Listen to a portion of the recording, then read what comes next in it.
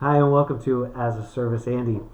Today we're going to talk a little bit about data and how it's used and retained, and just the way that as a service can handle data, it can handle data to your benefit, and the things that you need to be aware of.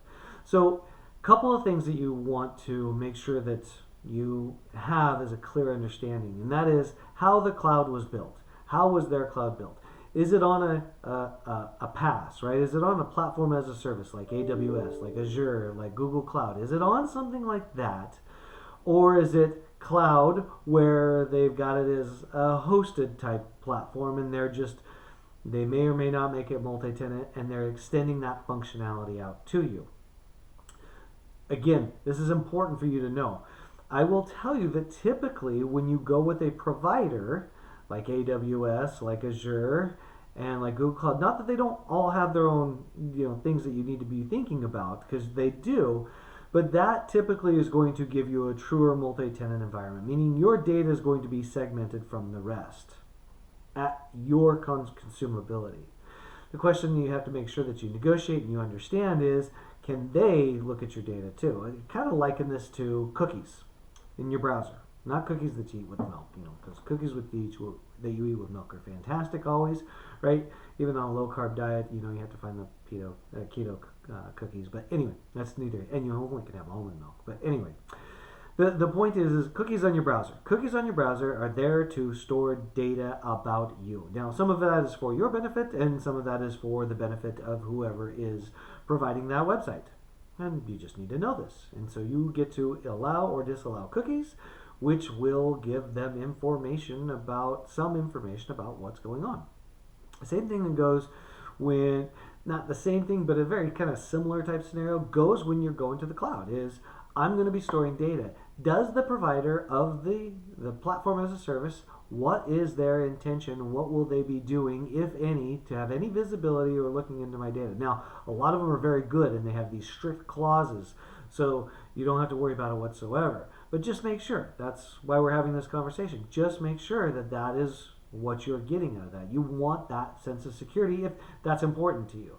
Otherwise, you have other providers out there that do as a service of some form or another, any type of software, where they will amalgamate data from multiple sources at the same time, and then they will obfuscate the personal information outside of that, which is also something that you need to make sure that you're understanding and signing off on or not signing off on. Because if they do that, then you have to choose whether or not that's going to be in compliance with not only your company policies, but any regulations that you follow as well. Because there are compliance issues across the board, and each different country has different compliance regulations. Some of them overlap, and some of them don't. So where that data is, where it resides, how long you're going to be keeping that data. So we call that data residency and data retention, and making sure that you don't, if you don't want it, that your data is walled off and segmented when you buy an as a service. Now, the two types of, there's multiple types of clouds.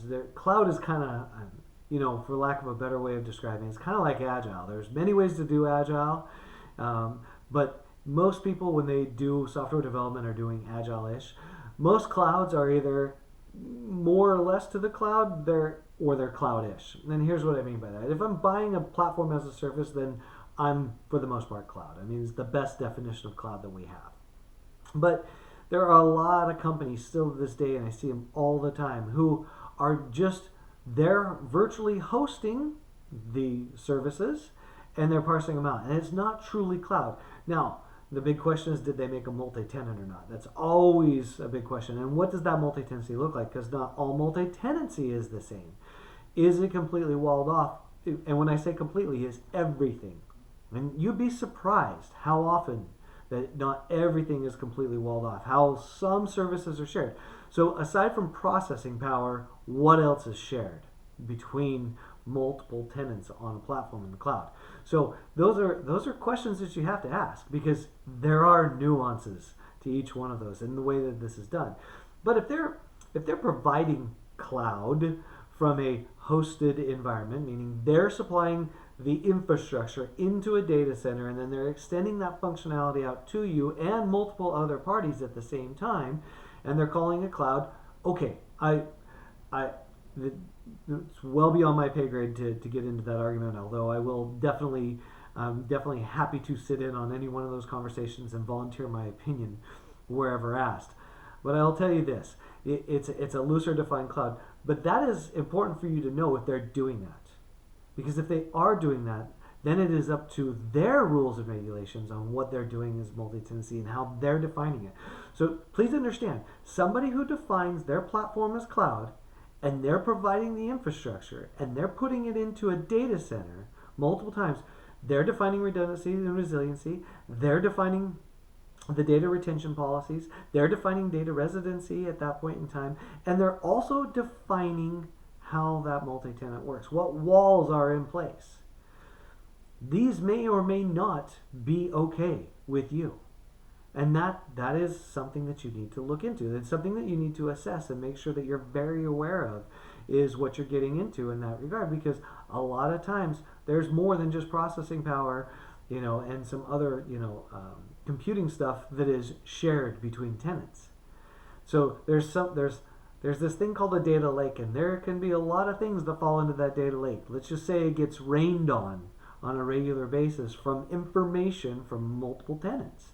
Seen it happen more than once. Now, you might be okay with that. You might say, yeah, let it rain. That's fine. It can rain some of my data, but you have to obfuscate out the private information or the compliance information or whatever, and you might be okay with that. Or you might say, no, I want my own pool. I don't want everything going into a data lake that everything gets absorbed from.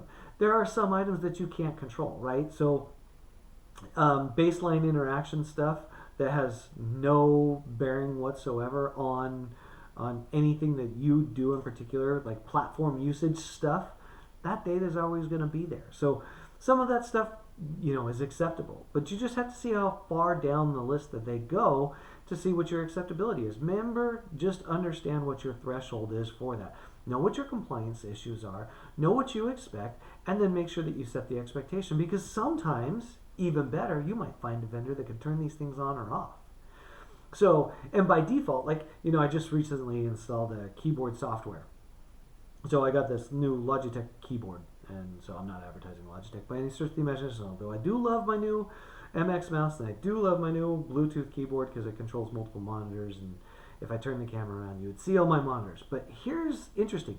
Everybody wants to collect that data. Everybody.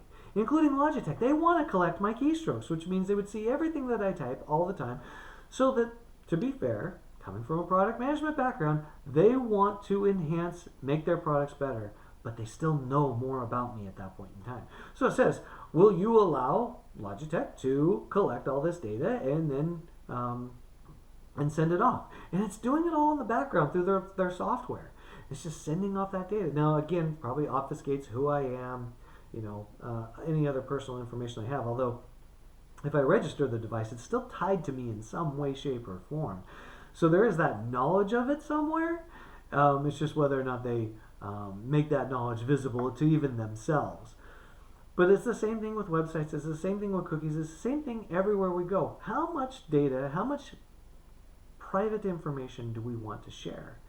And you just need to be aware of it. You're going to end up doing it one way or another, no matter what. Like, let's just say you keep stuff on-prem. You're still connecting to some type of a provider, right? It doesn't matter if I do software as a service and I do it, or I just do premise-based software and I don't do software as a service.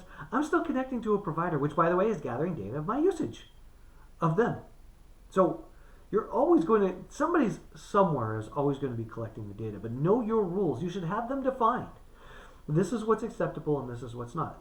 Usage information, bandwidth information, processing power, whatever, storage capacity, all those things. Have that outlined and make sure that you go with those questions. I am surprised on a regular basis that is not a more important thing that is asked by customers in that are looking for any as a service. So keep that in mind. Go do that. Let me know if you have any questions. You can feel free to ping me, as always, right here. And you guys have a great day. We'll see you next week.